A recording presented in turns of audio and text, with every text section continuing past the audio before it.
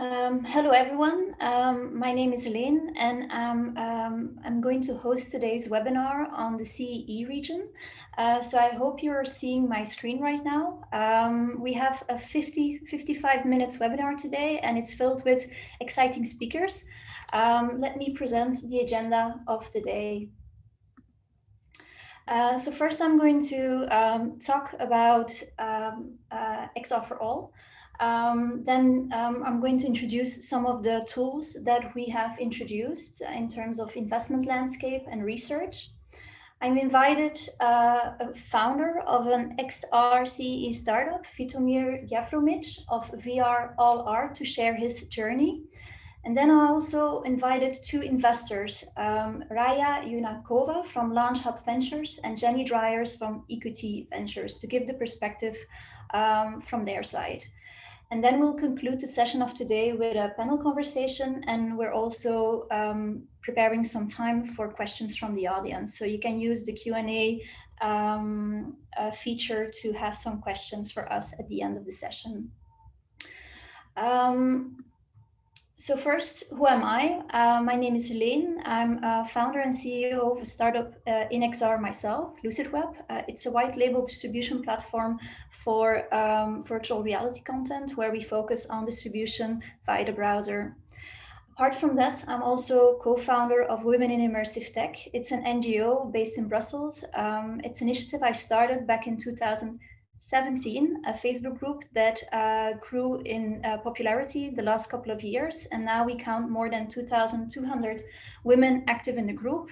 Originally, the objective was Europe, but the latest members come from all around the world. So if you're active in XR and you're looking to link up with other women in the industry, then please join our group on Facebook. And then last but not least, I'm also knowledge manager of XR4ALL. XR4ALL is an initiative of the European Commission to accelerate XR in Europe. As for the panelists and the invitees of today, so first of all, we'll hear more about VR Art and Digital Mind by Vitomir Jevremovic. He has a lot of experience in creating VR, AR, web and mobile apps in the field of marketing, culture and education.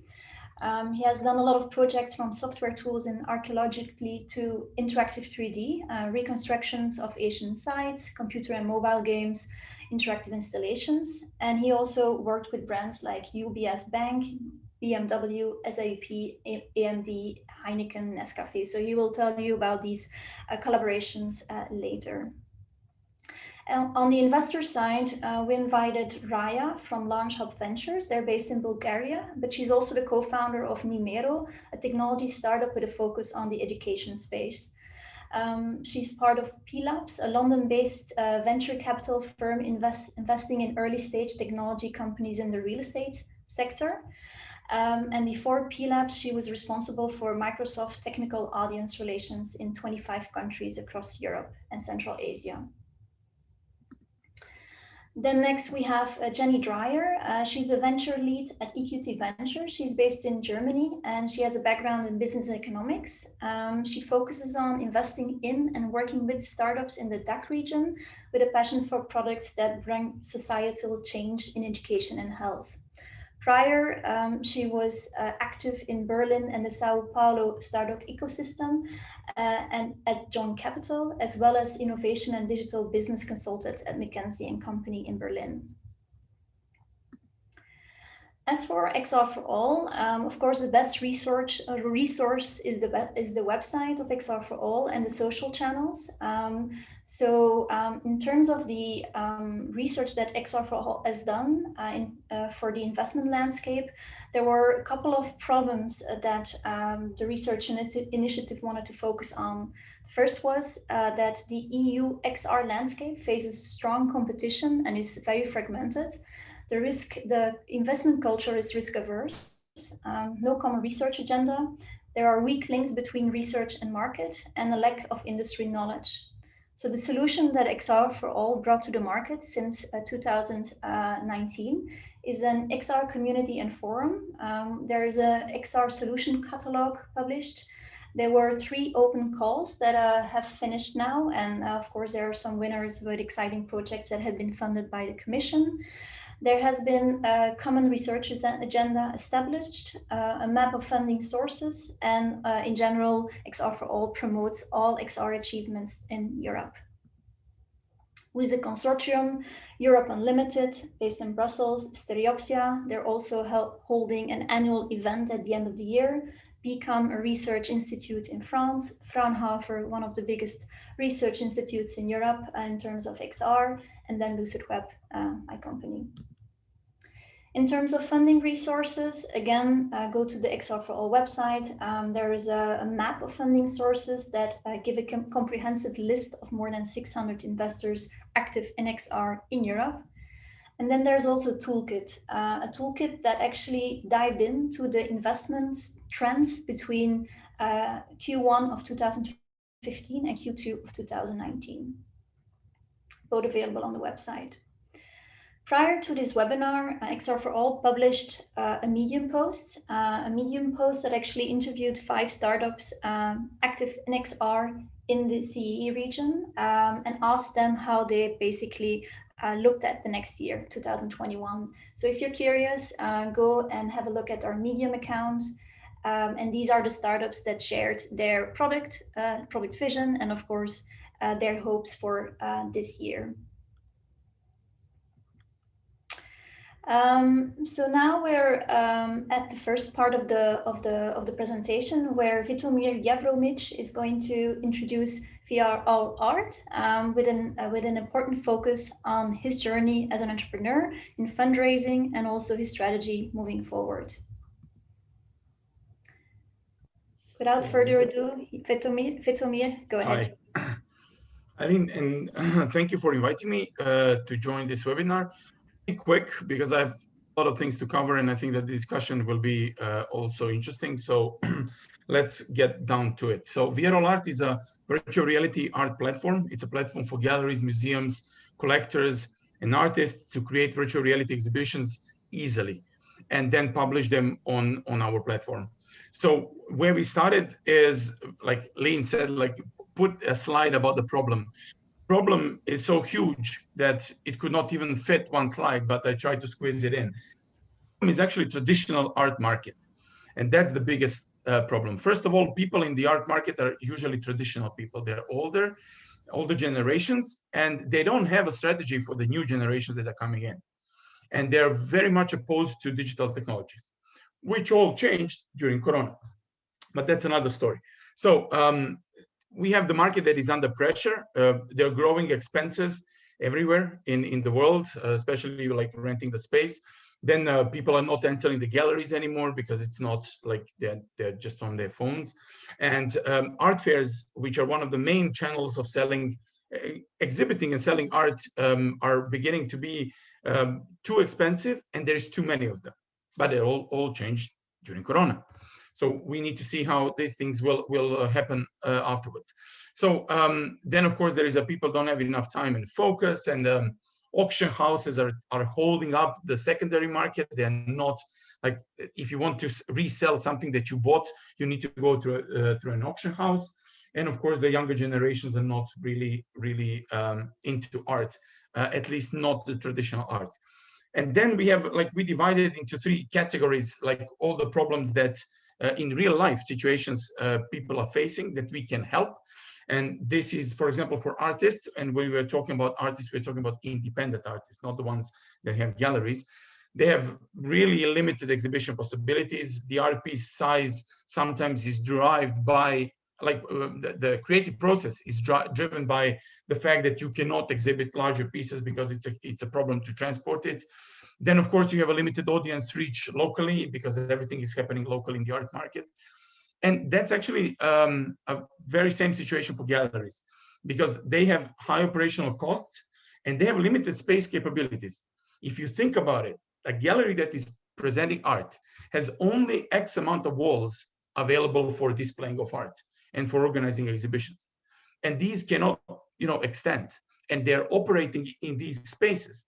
So then they have the limitation of time, because they need to open up one exhibition, hold it for a while and then close it down and then open another one. So they cannot have like 3 exhibitions running in parallel or organize every exhibition every week, because then the first exhibition didn't last too long. And of course, they're bound to local markets, and they're not using any digital tools to plan or promote exhibitions usually. I mean, there are basically no tools available unless you go into a 3D CAD program and then model the exhibition. And for collectors, we have a limited access to art. We have, of course, because you are bound to local, you need to travel to see art. That's the main topic. And then you have, of course, cross-border transportation and transactions. So especially transactions for pretty expensive pieces, then you need to transfer millions over your accounts, over banks. Then there is KYC, AML. There's a lot of issues that cover, expensive art. Even not expensive art, you need to oblige to new laws in art space if you are buying or selling something that is more than 10,000 euros. I mean, art piece. I mean, that's not a lot of money for some people. So anyway, then we have the buying and selling of art on computers. It's really a bad experience. If you think about it, if you want to buy a piece and you're browsing through the computer or looking on your mobile phone, you cannot get that immersion, or you cannot feel the piece. And then art is extremely illiquid. We talked about it previously, but the thing is that once you buy an art piece, even though it is worth a lot of money, you cannot easily resell it. And there are a lot of fees and associated costs that go with selling and reselling an art piece. Now I will jump into a presentation of our own. You should be host right now. Yeah. Okay. Give me 1 second just to get back to the beginning. Okay. Okay, I'll share screen. Yes. Okay, so I will just quickly browse you through the presentation because we don't have much time, but I want to show you basically screenshots and the way that VR art actually looks like. So what we are is, we call it a groundbreaking platform because nothing like this ever existed before, for galleries, auction houses, museums, artists to, as I said, exhibit and trade art in virtual and augmented worlds. So these are an example of one of the galleries that we created. And this is actually how it really looks in VR. And what I need to tell you is that we developed a mobile VR compatible platform, which means that we are not focused on PC headsets, but actually we focused on mobile headsets like Oculus Quest 2. Why is this? Is that when we started the development, of course, there were no mobile headsets around that we can say whether we're going to go in that direction or not. And then Quest 1 came out, and it proved to be good enough. And then the whole strategy of what we can sell is actually much better, because when you come to the gallery and you talk to the gallery, if it needs to install a PC-based device, this is a hassle. They need to buy a computer. They need to have someone that knows how to operate. They need to install Steam. So many different things. While the Oculus change all of this with a VR headset that can just, you put it on and you're inside. So this made us shift the whole strategy of 3D modeling, of bringing the tools and everything to actually be compatible with mobile headsets. But then we have another challenge now, is that Facebook rules and regulations considering usage of Oculus Quest 2 are pretty difficult to implement in a wider market. So we are waiting for competition also this year to release their headsets. So as I said, why exhibit art in virtual reality? That you can extend time, you can expand space, you can increase the audience that are coming to exhibitions and potentially buying and selling art. Leen, I just want to tell you, in full screen, I don't see a clock. I have no idea. So you can just warn me, like 5 minutes or 3 minutes before. I would say that we round up this part and we go to the investment journey. Yeah. Okay. So I just want to quickly go through the slides. This is the dashboard where people are uploading pieces. They're working on their computers.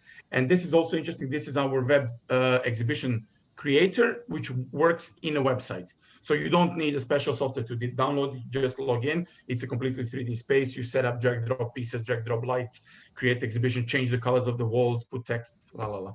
So I just want to show you how these exhibition spaces and exhibitions look like. I'll quickly go in a couple of seconds, go through some of these exhibitions.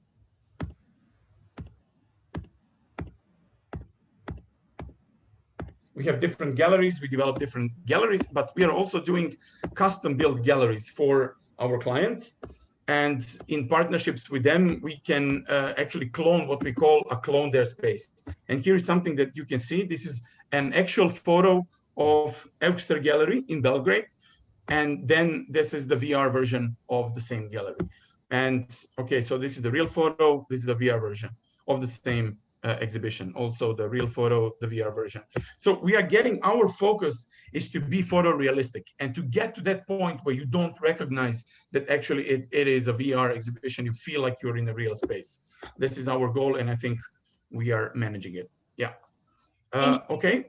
Thank you very much. That was super interesting. It looks like almost real, I have to be honest. Very impressive. So yes, talk us through your funding journey. Okay, so we started as a project within my mother company, let's say Digital Mind, that I started some 10 years ago. We started developing the project, and then it was like a bootstrapping phase. And then we caught what is called a crypto boom. The crypto market started to explode, and we wanted to do an ICO. And we raised the first, it's not a round, it's actually, you know, an investment of 2 million euros in Ethereums in 2018, in the peak of the market. And then we were unable to transfer these Ethereums to other forms of currencies. And we lost so much money during 2018, during the crash, that, I mean, you would not believe. It's for a heart attack. But the main concept is that we want to release our token, and our investor was focused on actually not caring about the shares of the company, but only caring about the token. And this is on our mission still, so we will do that.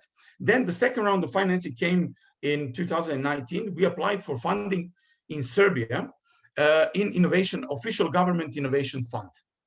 And we got the funding. So here, an interesting thing is that we have a company, VRALL Art is a Swiss-based company.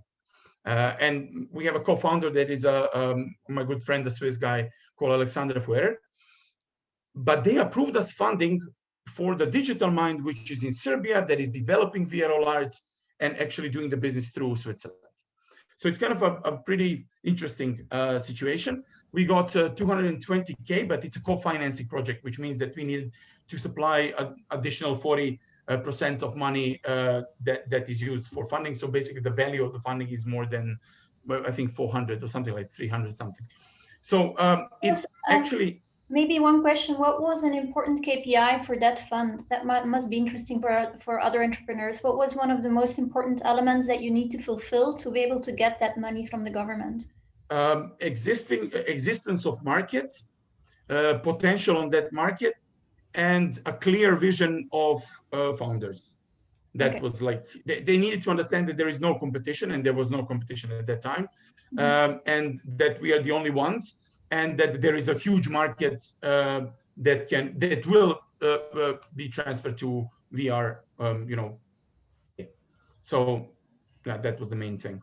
And you have two offices, one in Serbia and one in Switzerland. Can you explain the motivation behind that? How did that come about? Well, we need an office in Switzerland in order to have a company in Switzerland.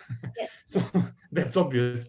But I mean, in the moment that we got the first investment, we were planning to do an ICO, and our targets were like to raise 20 million, because there were projects that were raising 200 million at that time. So we had we spent a lot of money unwisely, I must say, going to the crypto conferences and presenting the project. And you know what was interesting? We were the only project that had some form of a prototype or a product. No one else had anything. And you know, it's a crazy thing, because then people don't want to invest in you if you have something, because they need a story in crypto space so that people can believe in a story and not have something concrete to take a look. You know, so the crypto journey is pretty tough.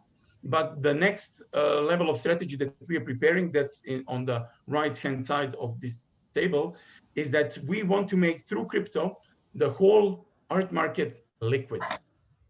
So our token will be used in liquidity pools to provide liquidity to all the art pieces that are on the platform, and then allow trade of shares of art pieces, but also the full art pieces through crypto space and utilizing our token. So when we're talking about the plans for the future, I must say that selling a share of a company is redundant, or let's say an old school way of thinking of how you can monetize on the company that is doing something very innovative in the space. And we think that, I mean, our preparation for the token is actually, we will have the private sales as we had in the first round, but our main focus will be just to release the token that will be functional, so that investors can actually, like on the stock market, go and buy the token if they believe it will raise in value. Thank you, Vitomir. I'm afraid I have to conclude it for now, but of course, attendees who have questions, please put them in the chat box in the Q&A section, and we'll address them at the end.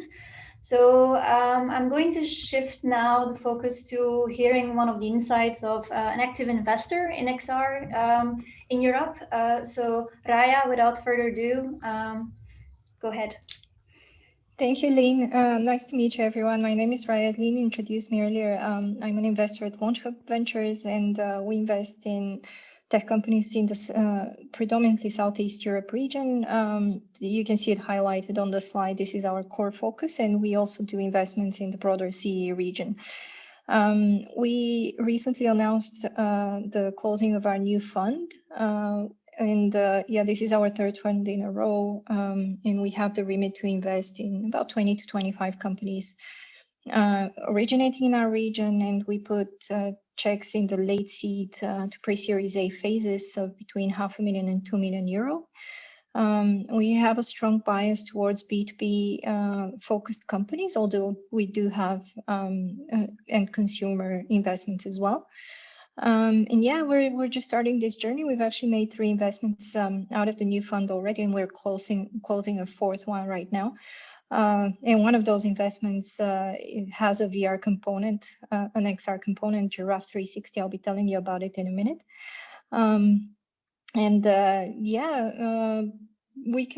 can give you a quick idea of the two of the companies that we've invested in. They have an XR component. QuarkXR is one of our investments from a previous fund. And what they do is they provide cloud computing services for companies that deal with XR. Essentially, they allow companies to provide high fidelity for their solutions using the power of cloud computing and offloading processing to the cloud, so the end user experience could be as good as possible. They work with startups and corporates on a few main areas. One of them is, for example, virtual reality meetings and trainings, which is very relevant in the latest environment. And they also work on immersive experiences for some corporates like Orange and so on, and other telcos. So that's Quark. The other company that we have in our portfolio currently is Giraffe360. It's a company working in the real estate sector. This is actually a company I came across initially with my previous job when I was focused on real estate. I can tell you more about it later, but what they do is through a combination of hardware and software, they digitize physical spaces. Essentially, they have the camera that you see on the screen, which captures the space, and then through software processing, they create a number of visual elements, one of which is an immersive 360 degrees representation of the space that can later be used to showcase a space. This is widely used in real estate agencies and essentially to showcase various spaces that are up for rent or sale.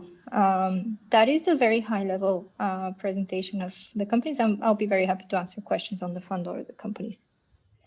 So yes, thank you for sharing that already. So yes, what our audience is very interested in is the fact that how did these investments come about? Like, where did you meet the founders? How were they introduced? What kind of numbers did they have to present? So a bit of a step back in how both investments came about. Sure. So QuarkXR is actually part of our community. They're a Bulgarian-based company. So that was we're a tight-knit community. So that's how we initially got to meet the founders. This is unfortunately an investment that I haven't worked on myself because it was made from a previous fund. But yeah, I know the guys. Are a fantastic company, and I'm sure that the team was one of the main advantages that LAUNCHub considered when making the investment. This is a deep tech company, so they have quite a significant deep tech component, and in those cases, the metrics that they would follow and the things that we would have considered for an investment are mostly the potential of the technology. This is actually an enabling factor. What QuarkXR is doing is an enabling factor for wider adoption of XR.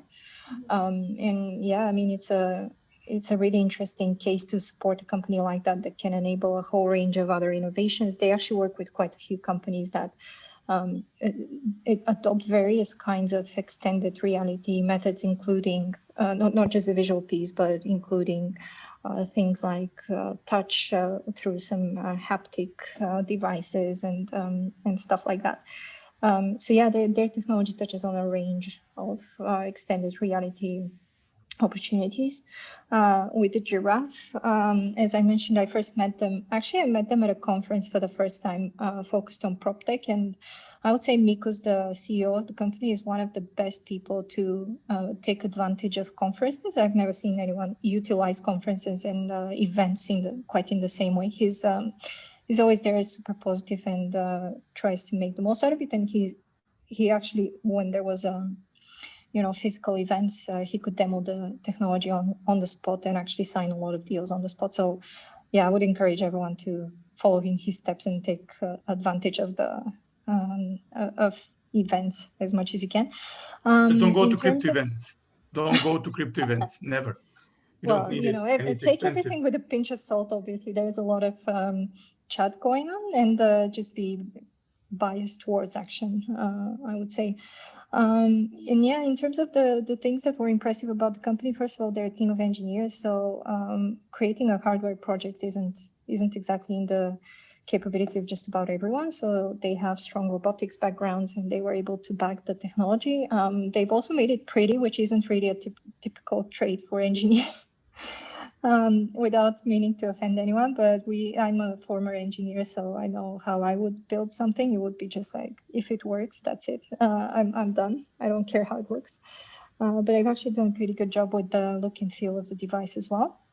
And then the processing in the background, actually taking that visual data and turning it into pictures, 360 diagrams, floor plans, and stuff like that is also an impressive bit in the company. What they would, what they do is they actually sell. Currently, they're focused on the real estate market, as I mentioned, and they sell to estate agents who use the cameras then to essentially do their job. So what they track is the number of cameras that they sell, or this is what we also looked at when evaluating the investment. And yeah, they track the number of cameras, but also the usage of the cameras. So how many times per week or per month is a camera used, and how many models are created through each camera, which is an important part of their business. Interesting fact about Giraffe is they've actually grown 1,000 times over the last 2 years, which is, wow. As an investor, it's really hard to say no to that. And because you're personally more linked to this investment, how much time between the first meeting and then basically the sign off on the term sheets? Can you give an indication?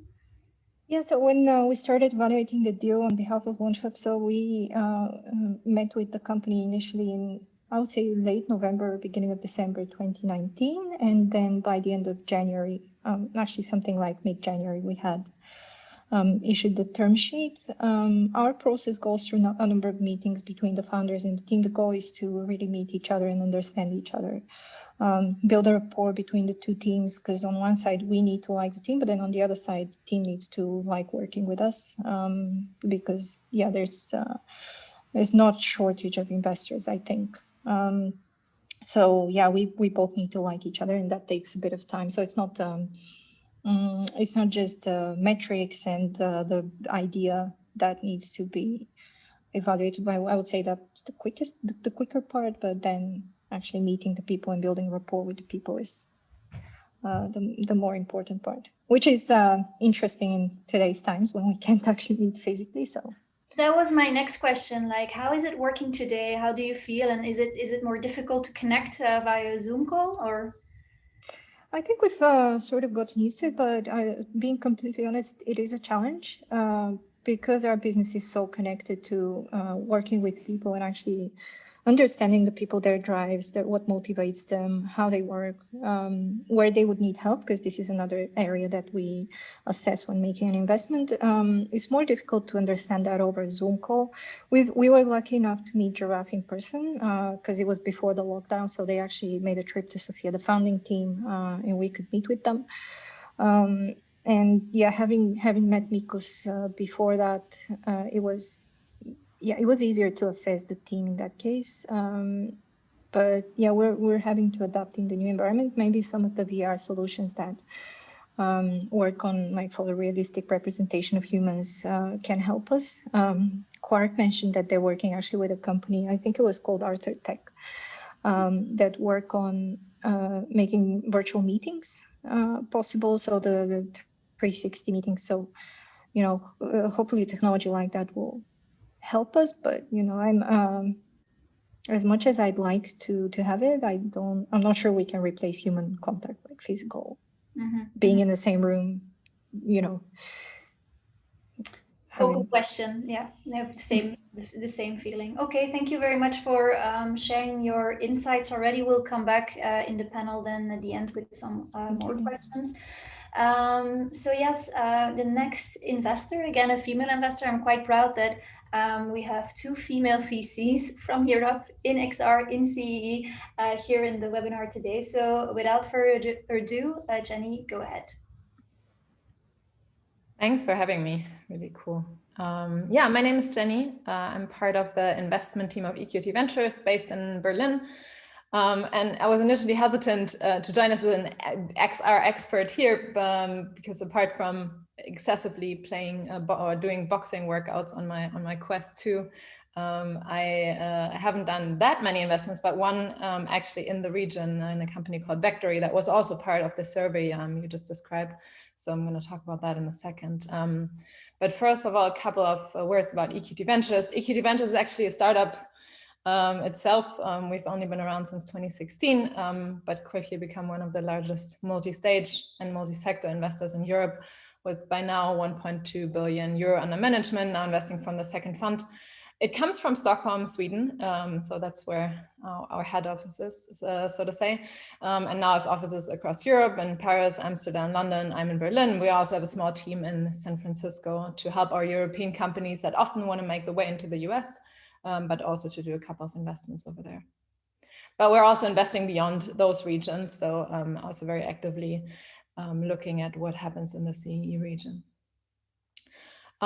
We believe that the future of VC is data-driven, just because the future of all types of companies is data-driven. So we're running our team also a bit like a tech company, we like to say. So besides a investment team, we also have almost the same size team in Stockholm from data scientists and developers that build a tool for us that we call Mother Brain, that helps us to become more data-driven in our investing. And lastly, we're part of EQT. EQT is a huge private equity company with over 700 people worldwide, a broad network of companies across industries that we can use to connect our startups with and to help them. If you switch over to the next slide, we can talk a bit about types of investments we have done so far in the VR and AR space. 3 companies, and even though only one of them is in the CEE region, I believe that it's still worth quickly mentioning them, because they represent the huge variety of topics that we're talking about. One company, Vario from Finland, is a high-resolution XR, so AR and VR glasses manufacturer for mostly, they are rather expensive, so mostly for industrial settings, not fixing the consumer need, but a really exciting product. I think Wardox, a company actually also by a female founder that is producing VR and AR games, also quite cool. But the company I wanted to talk most about is a company called Vectary, based in Bratislava, Slovakia. That's actually our latest investment also in the space, an investment that I was able to lead last summer. Vectary is building a 3D design platform that is and has the vision to make 3D design accessible for anyone that is able to do 2D design. So build a very, very cool platform to do 3D design. And I'm super excited about them because they actually want to make 3D accessible to everyone and thus also make AR accessible to anyone. Which goes from just having 3D models on website, but also of course into e-commerce and various other types of use cases. Yeah, with that, over to the questions. Thank you, Jenny. So maybe, yes, again, the same question for you in terms of Vectary. Let's focus on Vectary as our focus today is on the CE region, but I'm actually as interested to actually also have a little bit of background on Vario and Wardox. But let's start with Vectary. How did you meet the founders? Which KPIs did they present? What made you basically present them the term sheets? Yeah. We actually met the company, and that's quite typical, at already, I think, a year and a half before doing the investment. They were introduced to us by one of their advisors that is part of our network, and met them. We actually met them in person back then, not me, but a colleague of mine, and were really excited about what they were building. It was a bit too early for us because we usually, as I said, we're multi-stage, so we can do between 1 million and even 50 million euro tickets. Usually we focus on Series A and B. So back then it was too early for us to invest, but we stayed close, had regular catch-ups, and by last summer or last spring, they had actually been showing some really cool traction. And what are the most important KPIs here for us? It was most exciting, not the revenue per se, but to see that people are signing up and people are actively using Vectary to build their designs, to implement them in e-commerce shops, to use them for various use cases, and that they were actually able to build a community of designers that were excited about their solution. And did they pitch their solution as a VR and AR solution, or did they pitch it basically as a 3D for mobile and desktop? Rather the latter. So it's a 3D design tool that has, as I said, various use cases. And the most common use case they have been used for in the beginning is to build 3D designs that are used then as in an AR setting. So anyone can actually, and I'm not a designer at all, no clue about VR or AR before that, apart from as a user, but not from the design standpoint.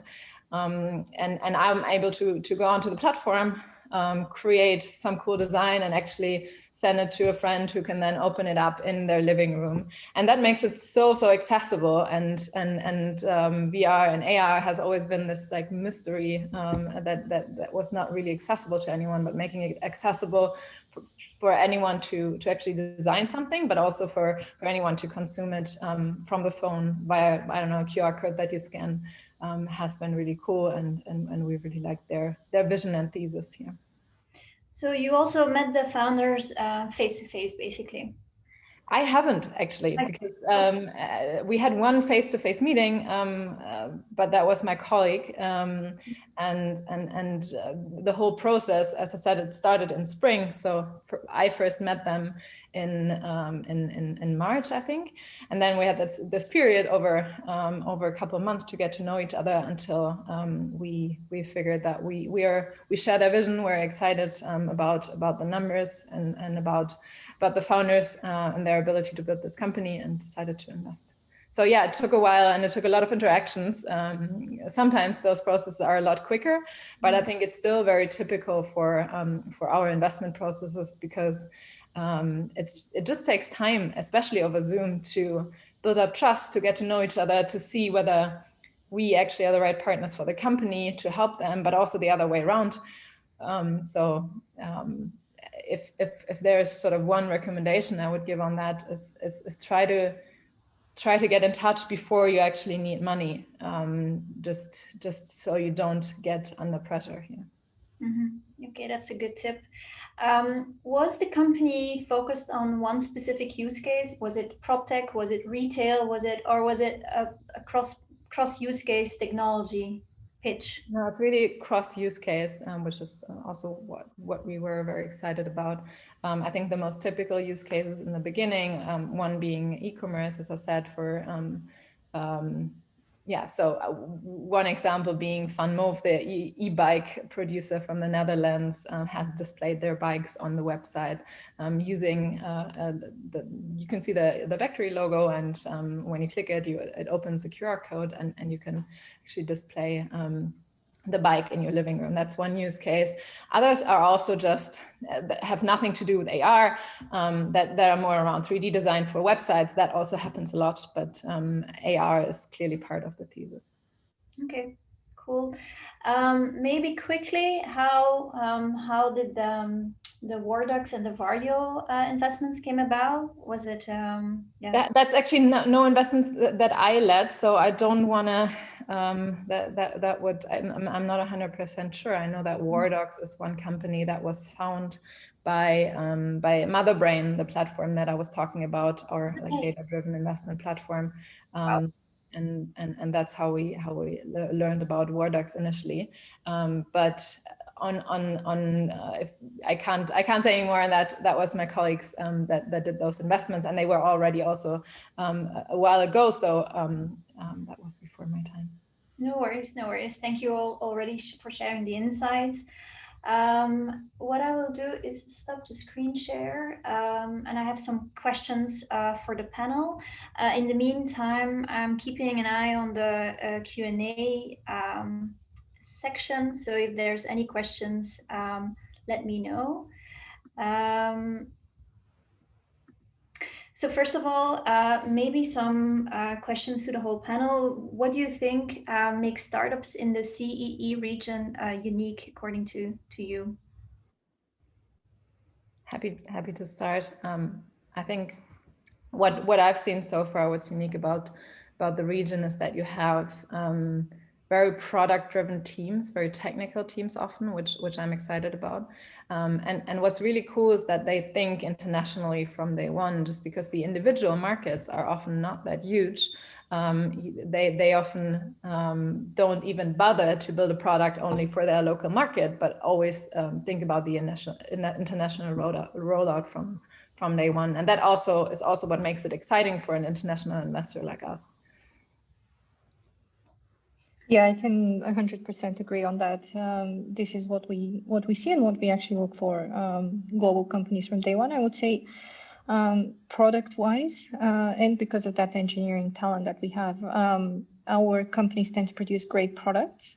What we typically struggle on is the commercial part and more on the sales side. But in terms of product quality, I can confidently say that we can be very proud as a region with the products that come out of here. Good. We talked about a couple of XR startups. One of the biggest objectives of XR4ALL is also to highlight startups that are less under the radar, or the common radar. Are there any startups that you would say like, okay, these have an exceptional team or exceptional product that you have been looking at, but maybe too early, or startups that we don't know about that you could recommend? You probably know way more than there's quite a few actually. Yeah, you're right. There's quite a few companies that we come across. A lot of pitches that we've received in the past year, especially, are targeted towards video avatars. One company that we came across was called ScanNX. I think they were based in the Czech Republic, for example. Their goal is to create photorealistic avatars, just like Vitomir's space, but they do it for humans. So this is something quite interesting. Another one, which is actually based in Berlin, but has Eastern European founders, is called Precise, and they focus on, Jenny may have heard of it. They focus on helping you figure out how a piece of clothing is going to look on you before you actually order it, so you can save a few trips on returns and wrong sizing and stuff like that. I'm also super excited about everything that promises to help communication, like holographic communication. A company like Matsuko, for example, also in the region, that I'm quite excited about, because that will make a huge difference. For us, being a super remote team, different offices, I haven't been able to see my colleagues for the last 10 months. So that would be incredibly cool to, if that actually reached a quality or level of quality that makes that way better than Zoom. Let me maybe add just one small note, because everybody's talking about avatars. We are building avatars too. So we will have, I mean, this is an important topic, as girls mentioned, is that people want to be able now to meet in VR. And I think this is an important, let's say, stepping stone for wider adoption of VR generally, because once you can meet in VR and have a decent conversation about whatever, like a fantasy world or a real product, then it becomes more usable than just going, like putting the headset and having a single, let's say, player experience. And what we had is a lot of requests from our clients is actually open an exhibition which will be live. We even had one guy that was DJing while opening an exhibition. And he said, like, can we stream the YouTube video in a gallery on a screen while I'm DJing? And like, these were real requests, real people, they need it. Mm-hmm. And we are now building for it. And we see that, in the very near future, you can have a guided tour in a museum or an exhibition with an avatar from people all around the world. And I think this will tremendously, of course, propel what we are doing, because then, you need to, the guys that are operating the exhibitions need to invite people. So it's like a viral thing, but it also makes the whole experience shareable. I mean, with emotionally shareable. So I think avatars are quite important stepping stone for all XR startups in not only the region, but all around the world. Thank you, Vitomir. And I think that brings us to the next question is, before, I think for a lot of people, VR or AR, but definitely VR was like a nice to have. And there is now this change to like, we need this tomorrow. So there's definitely from a consumer side, a bigger interest and demand. As a VC, how do you see the change pre-COVID and now COVID? Do you have any significant increase in looking at VR or AR startups? For me personally, it has changed a lot, just because I can't go to the gym anymore and I'm doing my workouts here. I guess that's a very simple change that happened, but one that's definitely relevant and will stick, because people now see how cool it actually is. Other than that, for e-commerce, for example, and that's also one point that got us excited about Vectary, is that you being able to explore products in AR from home is such a cool opportunity now that shops are closed. So yeah, that's just two examples. Consumer behavior has probably changed during the last year. And does that translate also in the number of applications for funding or requests for funding? Good question. It takes a while before the companies reach the stage where they could become relevant for us, as we don't do pre-seed investments. But I believe that definitely there, with bigger consumer needs and also needs in the B2B space, for example, like industrial maintenance use case. There will definitely also be more startups in that space, which I'm really excited about. What about you, Raya? How do you see the situation pre-COVID and post-COVID? We're still in COVID, but yeah, we've certainly seen an increase, as Jenny mentioned, on in terms of early stage companies that are just starting their development in terms of VR XR applications. One other company that we actually had a conversation, but they were doing that pre-COVID and they just kind of not pivoted, but added an additional use case to address COVID specifically, is a company called XR4ALL from Poland. They actually, what they were aiming to achieve was to secure health and safety in industrial environments through the use of security cameras. So they were essentially taking feeds from security cameras, processing that, and giving recommendations based on what they were seeing. So you could say that's VR for machines, actually. So not being consumed by computers, but consumed by machines. So when COVID hit, they could actually adjust the technology to reflect mask wearing, for example, and stuff like that. So this is one use case that came out of COVID that's not directly related to virtual, meetings and virtual communication.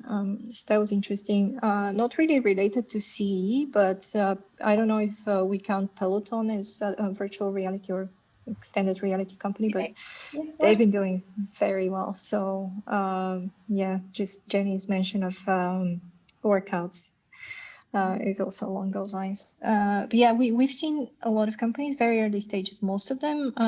I don't know if COVID has particularly accelerated the number of applications or the number of companies that come to us for funding, just because with a lot of them we were in touch even before COVID, and they were starting to appear more and more. I think what COVID has accelerated is their speed of development and execution, and it has certainly opened up more consumer client channels for them, for those companies, as a lot more businesses are open to purchasing products in this space. So we'll wait and see, I guess. Just one question before we go to panelists' questions. So maybe to conclude, yes, we're always with XR, we're always talking about VR and AR under the same umbrella. What is your opinion about these two different markets? Because in a way, yes, it is a sort of extended reality, but the use cases are quite different. How do you see both of them evolve the next couple of months and years? That was probably the toughest question. For me, VR is of course the more groundbreaking technology in a way, and maybe that's not even the right word, but it's pulling you more in. It's less integratable in your day-to-day life. So I think for me personally, I believe that there are more use cases in the nearer future for AI, if you think about e-commerce, if you think about industrial applications. So if I were to guess, I'd say there's more VC funding in AR. Although I personally, as a consumer, I'm extremely excited about everything that happens in VR, and with more different types of hardware being available cheaper, that will also make its way into the crowd, of course. Raya? Yeah, from my perspective, just the development of the quality of technology will push things forward. So things like what QuarkXR, for example, are doing, and making sure that the quality of content that we're receiving is actually better, doesn't make us feel dizzy and stuff like that. That will significantly push things forward. As with everything, hardware prices are gradually going down. In this case, I wouldn't say that they're decreasing massively, but gradually going down. So it will become more and more accessible to more people. And one thing that we didn't necessarily, we touched on, but didn't necessarily discuss so much, was the application in outside of the headsets. So the consumption of, extended reality, to just summarize everything, through other means like mobile phones, browsers, and stuff like that, is definitely increasing the interest in the applications in the field. Mm-hmm. Also, of course, the announcement or the rumor that Apple is going to bring a VR device next year is also, I think, very good for the industry, that we have some competition for the standalone headsets of Oculus. It's an old rumor, 5 years, 7 years old. I don't know. But there's then every year they're putting it out again. Okay. We'll see. I believe this rumor, so maybe I'm also a bit biased, but anyhow. Okay. In terms of, there was a question coming from the audience, and I think it's, of course, we have a lot of people from the CE region, and they were asking if there's any accelerator program, or basically an organization that could help them to prepare them to come to the stage that you would be interested to meet them? Is there any local accelerator they can take part in? Not off the top of my mind that is specialized in this space, but I would say any acceleration program could be beneficial if you're just starting up, just because it will give you, so from my perspective, when I evaluate an investment, it's not so much about does this have a VR, AR component or something else, so much as it is, does it make sense in the real world? If it does, and this is something that an accelerator can help you answer for yourself, or you know, figure out your niche where your product fits the best. As long as that makes sense, I think the VR and AR component is just a bonus. So it just makes the product more appealing, but the underlying qualities of the company should still be there. I would also, I can also not give a name, but I would say get in touch with the XR startups in your region and check with them, like who did they work with, who were their advisors in the early days, who were the first angel investors, who were the early stage funds that they worked with, and try to understand who was most value adding there. Cool. There's another question, but I think Vitomir is very specifically targeting you. So what we will do is connect you with the audience member asking the question. As a final as a final note, do you want to share anything to the audience today, Vitomir, Raya, or Jenny, in terms of how to look at investments or get ready for your startup in the best possible way? And then we end the webinar. Maybe I could say something about it because yep. I'm so I think that you know, bootstrapping is quite a good way to actually prove and make a product market fit, in a sense that if you have now, tools are so easy to use. I mean, there are so many of them, and you can basically, you know, literally almost drag and drop your app or your even business using those tools, and then you can test it out with real clients. And I think real clients will just, you know, put the mirror up in front of your face and then start shooting questions, and then you will be like, well, you know, this is so cool, but I don't understand how you don't understand it. So facing the client, facing the market as soon in the process as possible, I think it can only bring you first experience and then proper pitch. Because then when the, you know, VCs or anybody who's interested in investing asks you questions, you will have the right answers, not some, you know, fantasy answers on who's going to use your product. Thank you. Raya? But I have a question for Jenny and Raya. Have you considered going into a crypto investment? I mean, what is your opinion about the crypto space? I'm just wondering. So we've, I'll take this one, it's very quick. We would go into crypto investments, not in terms of investing into a coin. We wouldn't do that, just that's not the type of investments that we do. We do equity investments in companies that work in the crypto space. We're actually evaluating a number of, you know, investments in the space at any given time. The fourth investment that I mentioned that we're making now is actually in the crypto space. So yeah, and I've made investments before in real estate blockchain development. So the short answer is yes, not into coins. Thank you. Same here, yeah. We have like 2 minutes, so Raya, quick tip, and Jenny as well, and then we conclude. A quick tip. I saw there was also like one question on what are the 3 things you look for. I think that's yeah, a tough question, but I would say team, make sure to show off that you're really excited, that you're like, that you have a huge vision, because that's what we VCs love, that you actually want to make this big, that you want to make this life-changing and all of that. So make sure you bring that across. Traction, of course, show that users love it, show that there's some sort of interest. It can be early, it doesn't need to be revenue, it can be something totally different, but show that there is interest. And then lastly, to stay with the T, the TAM, so market, size of market. Make sure that the type of product you're building actually fits the type of VC you're contacting.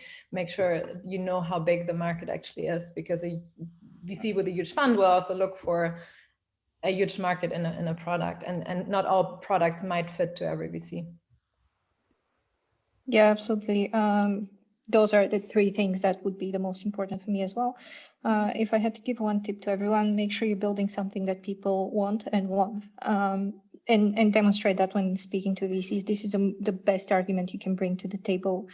It's always so impressive when we speak to customers of some of the companies that we evaluate, and they tell us how much they love the product and they've recommended it to others and stuff like that. So this is another thing that's probably somewhat specific to CE. We tend to build products and then look for problems that they solve. Don't do that. Start it the other way around. Find a really big pain point, and everything else will fall into place.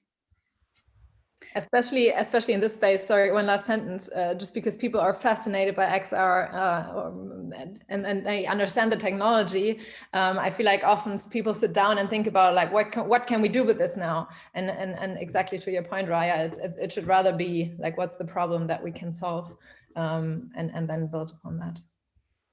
Okay, with that, I will close the webinar. Thank you very much. I think it was very insightful. I enjoyed it myself a lot. I learned a lot myself too. So I hope it's the same for everyone attending.